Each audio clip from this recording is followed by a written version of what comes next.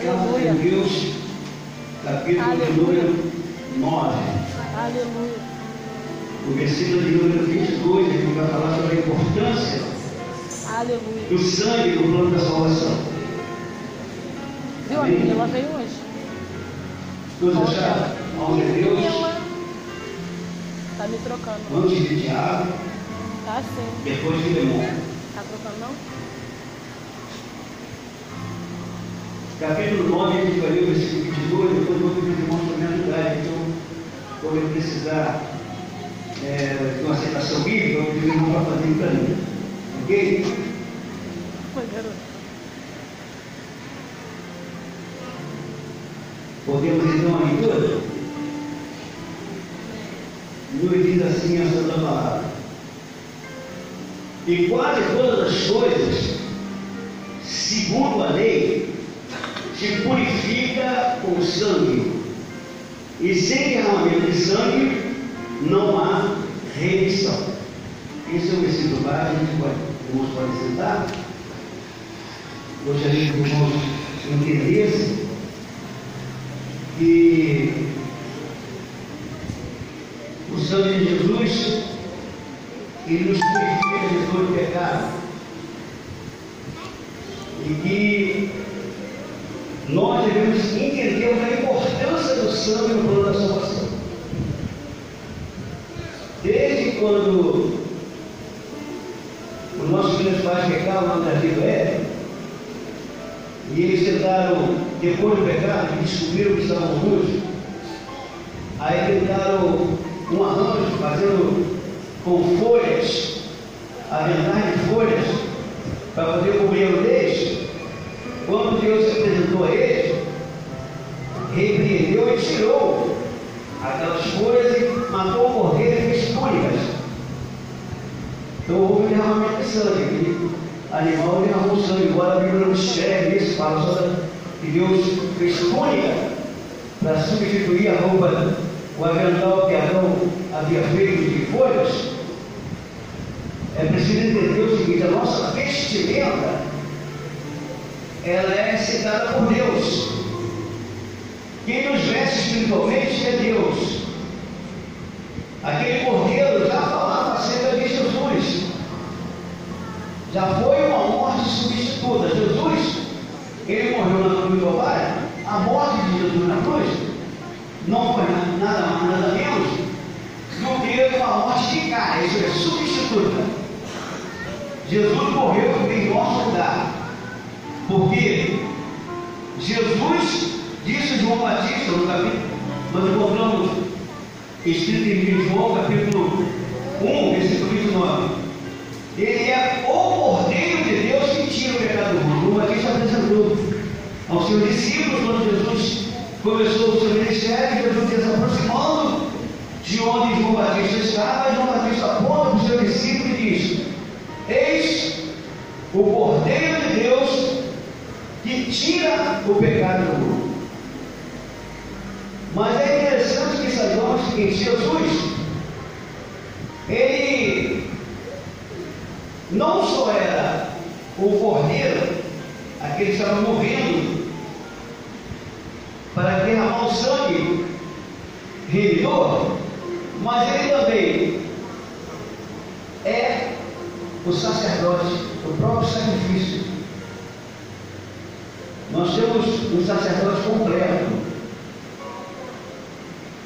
É bom que entendamos que no Antigo Testamento o sacerdote, ele apresentava a Deus, intercedia a Deus pelos homens.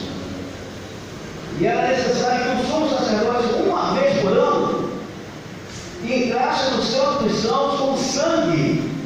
Mas ele tinha que apresentar também pelos seus pecados, porque ele também era um homem comum, também era um pecador. Então ele tinha que apresentar sacrifício pelos seus pecados. Mas Jesus é o Cordeiro imaculado, sem mancha, sem nenhum pecado. E aqui nós encontramos esse capítulo 9 de Hebreus, no versículo 10, mostrando Jesus como sumo sacerdote eterno. Não só Jesus é o sumo sacerdote, mas como é o Cordeiro, e ele derramou seu próprio sangue para nos libertar da maldição do pecado e da morte. Então, queridos, nós temos um Redentor e devemos entender que Jesus assumiu as nossas culpas, as nossas dores. Ele tomou sobre si. Aquilo diz Isaías, capítulo 53, lá no versículo 10, mostra Jesus como aquele que estava assumindo a nossa culpa, estava derramando seu sangue inocente para nos redimir da maldição do pecado e da morte. Mas precisamos entendermos que enquanto estivermos aqui na terra, nós temos um adversário. E ele sabe que se você quiser agradar o sacrifício de Cristo na cruz por você, você se desliga desse propósito de Deus com você por causa do pecado. O pecado separa de Deus. Mas através do perdão, nós somos religados a Deus. Por isso, como cristãos, nós devemos examinar a nossa vida constantemente. E a palavra de Deus é o espelho para nos examinar a alma. Na palavra de Deus nós encontramos todos os recursos que precisamos para fortalecer a nossa fé e sermos bons representantes do reino de Deus, onde quer que andarmos. Existe um ser adversário da humanidade que ele vai fazer de tudo para você escandalizar o Evangelho. Ele vai fazer de tudo para que você desacredite no Altíssimo, que você não creia na ação de Deus em seu favor. Ele vai fazer de tudo para que a sua fé se mingue e sem fé você começa a agir de maneira contrária de Deus, porque a Bíblia enfatiza que sem fé é impossível agradar, porque é necessário que aquele que se aproxima de Deus creia que Ele existe e que é galardoador dos que o buscam. Então você não pode perder a fé. Aqui em Hebreus capítulo 11, versículo 6, fala a respeito da fé, que ela precisa ser sustentada, irmãos, com a consciência de que o Senhor existe e que é premiador daqueles que o buscam. Mas existe como eu já falei outra vez, ele quer impedir essa sua comunhão com o seu Criador. Ele quer fazer você descrer de que você tem um protetor. O sangue de Jesus nos purifica do pecado e nos protege das ações de Satanás. Você sabia? O próprio Deus, na saída do Egito, o povo de Israel do Egito, que ele mandou matar o cordeiro, lá no dia da Páscoa, que a última praga que iria sobre os egípcios, que seria a praga da matança dos primogênitos, ele mandou que se matasse o cordeiro, recolhesse o sangue na bacia. Nós estamos usando a palavra bacia, pode ser um caso, qualquer coisa, e com aquele sangue aspergisse ou marcasse os umbrais da porta, que são as laterais da porta, ou a feira da porta, que é a parte superior da porta, para que, quando o anjo da morte viesse visitar as casas, e toda casa que não tivesse a marca daquele sangue estava sentenciada a perder o primogênito. De maneira que aquele pacto era com o povo de Deus, era com os hebreus. Os egípcios não sabiam disso. A sentença era contra eles. Então, querido, você também tem a marca de Cristo na sua vida quando você crê. Não é um sangue literal, mas é, querido, através da fé você recebe a marca do sangue de Cristo em você. Glória a Deus, aleluia. E quantas vezes Satanás vem para te destruir, mas quando ele encontra você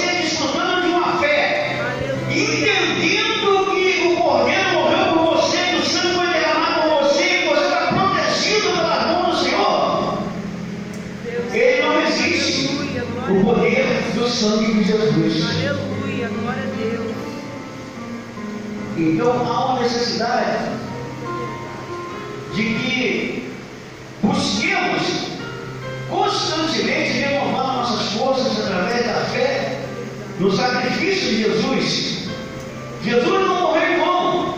Infelizmente há muitas pessoas que não conseguem entender isso. Estão analisando a sua comunhão com Deus. Algumas pessoas estão colocando até Deus como servo delas, porque elas digam para Deus. Algumas pessoas dizem: eu não aceito isso, o senhor tem que fazer isso, eu só saio daqui se o senhor fizer isso. Como se Deus fosse o servo e ele fosse o Senhor. Precisamos examinar a nossa maneira de chegarmos a Deus. Precisamos nos humilharmos para chegarmos a Deus reconhecendo que Ele é o Senhor, a autoridade é Ele, o poder é dele. Aleluia. E que sem Ele nada podemos fazer. Jesus disse: sem mim nada podeis fazer. Então há uma necessidade de que reconheçamos que nós somos redimidos pelo poder do sangue de Jesus. E reconhecendo isso, você vai se aplicar e obedecer. Você assumiu o compromisso de ser servo do Senhor. Servo não tem autoridade própria. Servo é dirigido pelo Senhor, pela autoridade dele é o Senhor. O dono dele é o Senhor. De maneira que ele não pode fazer nada sem que haja a permissão do Senhor. A recreação do servo é do Senhor. E como é que a gente recreia a nossa alma, ou põe alegria na nossa alma? No Salmo 119, o versículo 11 diz: reter-me-ei na tua palavra. A tua palavra é verdade. E ele fala no versículo 9 do Salmo 119: como se purificar? E como purificará o mancebo, o jovem? Como purificará o seu caminho? Observando conforme a tua palavra, conforme a palavra de Deus. É observando a palavra, examinando a palavra, vivendo a palavra, que você vai se purificando. Mas nós temos visto pessoas procurando igreja que se adapta àquilo que ela quer viver. Procurando igreja que aceita ela do jeito que ela é, sem nenhuma mudança. Quando na realidade, quando você faz menção de seguir a Deus, ele já determina regras e normas para que você obedeça. Paulo escreve a Timóteo, na segunda epístola a Timóteo, capítulo 2, no versículo 1, ele diz assim: tu, pois, meu filho, fortifica-te na graça que há em Cristo Jesus.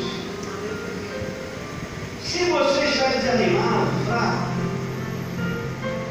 pela circunstância da vida, as lutas são constantes porque você vai deixar para uma peleja. Ele fala assim: Paulo, ele diz: tu, meu filho, fortifica-te na graça que está em Cristo Jesus. E o que de mim, entre muitas testemunhas ouviste, confia-o a homens fiéis que sejam idôneos, isso é, sejam sábios, para também ensinarem a outros. Aí no versículo 3 ele diz: sofre, pois, as aflições como bom soldado de Jesus Cristo. Essa palavra sofrer, a gente poderia estudar por hoje. Mas a ordem de Jesus é que soframos em favor do seu reino. Soframos pela sua causa. Porque a causa alheia passa a ser sua. Porque você tem um compromisso de orar pelos perdidos, de orientar os perdidos, de viver os problemas alheios. Aí ele diz no versículo 4: ninguém que milita se embaraça com o negócio dessa vida, a fim de agradar aquele que o alistou para a guerra. Sabe o que é militar? É servir. Ninguém que serve a Deus fielmente fica embaraçado com o negócio dessa vida. Sabe por quê? Porque ele tem um compromisso de agradar aquele que o alistou para a guerra. Ele já está para a guerra. Nós estamos estudando na escola dominical desse trimestre exatamente sobre as batalhas espirituais, os conflitos constantes que a igreja enfrenta. Satanás é derrotado, mas ele não desiste. Ele quer, querido, antes que seja consumado aqui o plano de salvação, ele quer destruir, ele quer tirar. E a luta dele maior agora é contra a igreja, contra aquele que crê pensando em servir a Deus, porque aqueles que estão lá fora estão no domínio dele. Ele quer impedir aqueles que estão lá fora de se achegarem e quer tirar os que já receberam Jesus como Salvador. Mas quem milita não fica embaraçado com as coisas dessa vida. E ele diz ainda, aí vem a chave da questão. Ele diz: se alguém também milita, versículo 5, se alguém também milita, não é coroado se não militar legitimamente. Sabe, não recebe recompensa. A recompensa maior é entrar no reino eterno. Glória a Deus. Se não militar legitimamente, não tem jeito. Esse negócio de evangelho que se prega por aí, vídeo como está, se como quiser, uma vez salvo, salvo para sempre, isso não tem respaldo bíblico. É preciso permanecer fiel ao Senhor, obedecer a palavra.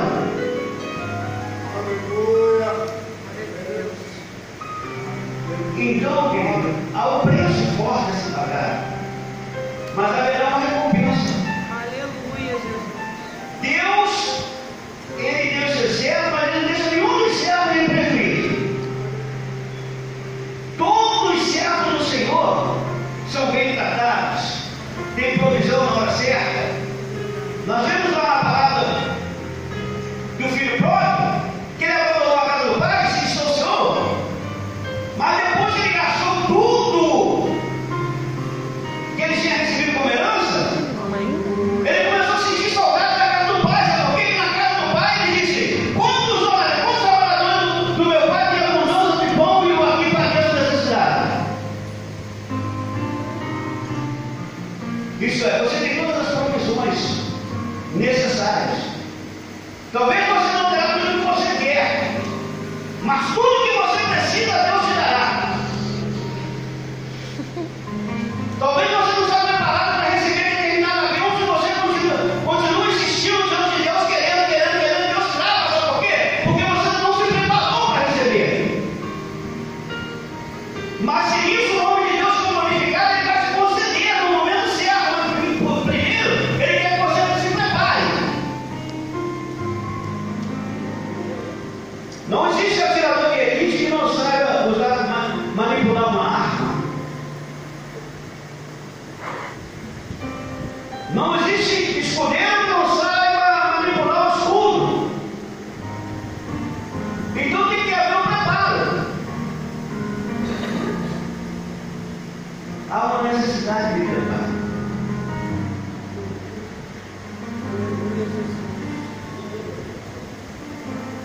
Amém. Então, beleza. Aí no Antigo Testamento, você encontra lá em Levítico, no capítulo 17, versículo 11, o próprio Deus determinando a Moisés com relação ao sangue. Uma coisa que Deus, ele determina que o crente não coma sangue, porque o sangue é a alma do corpo. Sabe, na nossa humanidade nós somos tríplices. Nós temos espírito, alma e corpo. Mas o nosso corpo, a alma do corpo é o sangue. Se você tirar todo o sangue do corpo, automaticamente o corpo vai morrer. O animal irracional, ele só tem corpo e alma, isso é sangue. Por isso que a Bíblia condena que o crente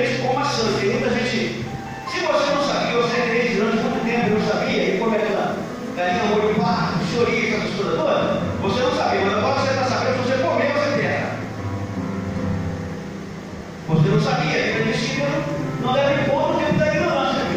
Você não sabia. É uma ignorância com relação a isso, mas agora você já sabe. No conselho de Jerusalém, os apóstolos decidiram por 3 regras que essa não fosse para os cristãos. Afastar-se da prostituição. Deus não aprova a prostituição. E a gente não tem tempo aqui para falar acerca da prostituição, ou alguém pensa que se prostituir é só arrumar uma outra mulher, ou o camarada arrumar uma mulher e usar de decência a mulher arrumar um camarada. Não. Existem muitos tipos de prostituição e pior de todas são as prostituições espirituais. Mas nós vamos falar então nesse caminho que precisa de muito tempo. Então, no conselho de Jerusalém, mandou se afastar-se da prostituição, da comida oferecida aos ídolos, sabe, querido?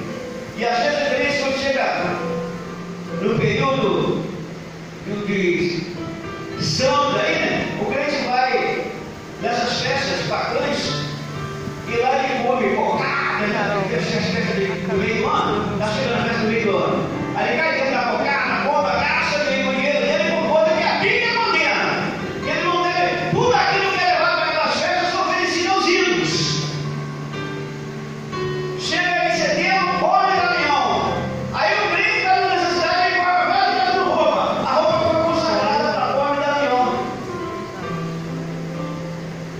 E às vezes quem está vendo aquilo ali são espíritas, bruxos. Só oferecendo o crente para lá, pega aquela maldição para si, depois tem um filho doente, tem alguém doente de casa, e ele fica falando, não sei o que aconteceu, não sabe o que aconteceu, você está morrendo, sabe por quê? Porque não está obedecendo a palavra.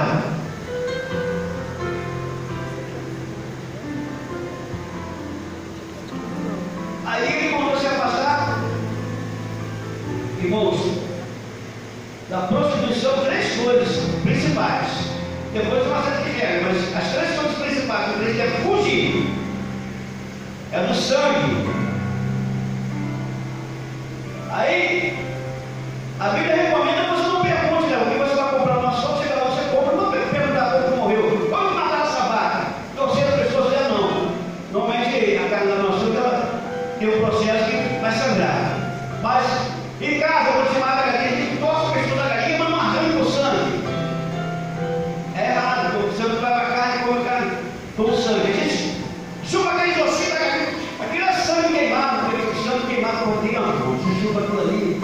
E todo mundo gosta de chupar e comer galinha. Ah, comer galinha sem osso, sem roer os ossos, não comer galinha. É, mas chupar o sangue não. Isso você não sabia, tá bem, mas agora você sabe.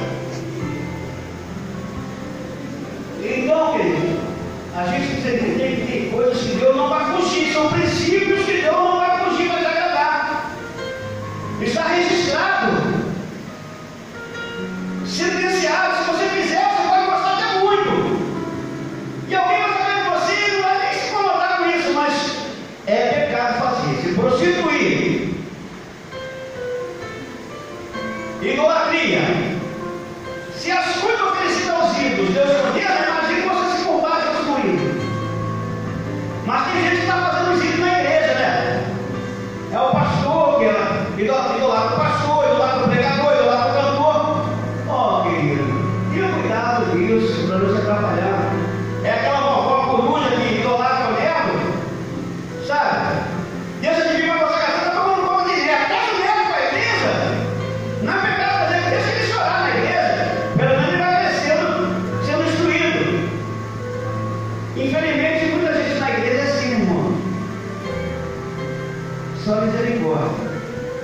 É a mulher que está na igreja e quando o marido está. Se o marido desviar, ela está de boca. Graças a Deus, esse desviou.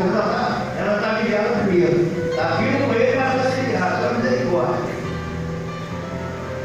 Para que esse negócio de idolatria. Sabe? Idolatrar rótulos e títulos de denominacionais. Ah, essa igreja aqui, essa igreja é o quê? Se ela não tiver Jesus como a fonte central da bênção, não adianta nada ela ter título, ela ter muito adepto.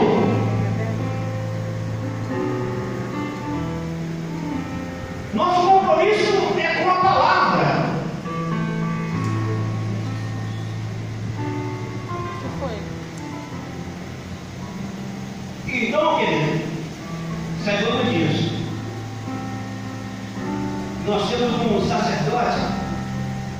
sempre filho. Os sacerdotes do Antigo Testamento precisavam apresentar sacrifício por eles porque eles tinham defeito. Mas Jesus não. Ele foi o próprio cordeiro que se deu em sacrifício, derramou o próprio sangue que era exigido para a remissão do pecado, e ele mesmo foi o ministrador. E é o ministrador das nossas almas, o sacerdote eterno. Aleluia. Glória a Deus. Bom, com certeza essa mensagem aqui, ela não fala você ficar gritando glória, pular, rodar, mas ela te dá uma sabedoria, uma inteligência plena para você combater o poder do pecado. Não deixar. Satanás, ele não vem fazendo barulhão só não, irmão. Muitas vezes ele chega na sua vida com sapatinho de algodão. Sabe, não faz barulho não, mas chega sutilmente para tentar te enganar. Mas se você estiver marcado no sangue de Cristo, ele vai ter que partir e retirar. Glória a Deus. Aleluia. Sabe, na carta aos Gálatas, capítulo 6, versículo 17, Paulo diz assim: desde agora ninguém me incomode, porque trago no meu corpo a marca do Senhor Jesus Cristo. Porque os judeus se gloriavam de terem a marca da circuncisão. O macho judeu tinha que passar para se consagrar. Deus tinha que passar pelo processo da circuncisão. Todos sabem o que é circuncisão, é a operação do pescoço. Todo homem tinha aquela marca, de maneira que todo dia ele via aquela marca. Estava lá no PNC, todo dia tinha que ir lá e usar aquilo lá, ele tinha que ver aquela marca, ele se gloriava daquilo, mas Paulo disse: ó, você se gloriar é o coração, porque muitas vezes você está se gloriando porque você é da maior igreja, você toca muito, porque você prega muito, você faz, acontece, mas você está com o coração cheio de rancor, cheio de mágoa com o seu irmão, fazendo fofoca, querendo mentira. É preciso limpar o coração, por isso Paulo diz: e agora ninguém me conhece, porque eu trago no meu corpo a marca do Senhor Jesus Cristo. Paulo também é circuncidado, mas ele diz que aquela circuncisão devia ser no versículo 15, aí no capítulo 6, porque em Cristo nem a circuncisão, nem a incircuncisão tem virtude alguma, mas sim o ser uma nova criatura. Você tem sido uma nova criatura? Aleluia. Ou você tem vivido as práticas do passado? De quando em quando você tem que se alimentar lá do seu passado, praticando aquilo que aborrece a Deus. Você foi chamado para ser nova criatura. Aleluia. Glória a Deus. Então, vou cortar para isso, não vai passar muito da hora. Glória a Deus. Mas eu tinha alguma coisa para falar mais. Vou querer aqui, pastor, vai estar aqui, eu vou querer outra vez com ele. Se tiver a oportunidade também, a gente vê, a gente não tem oportunidade. Se tiver a oportunidade, a gente vai falar mais sobre algo semelhante. Mas entenda isso, irmãos. O sangue de Jesus não é para ser usado aí como estamos usando aí, banalizando também o poder do sangue, não. Mas o sangue de Jesus dá poder tremendo. Circulou aí na mídia de uma senhora, ela estava com o marido e de repente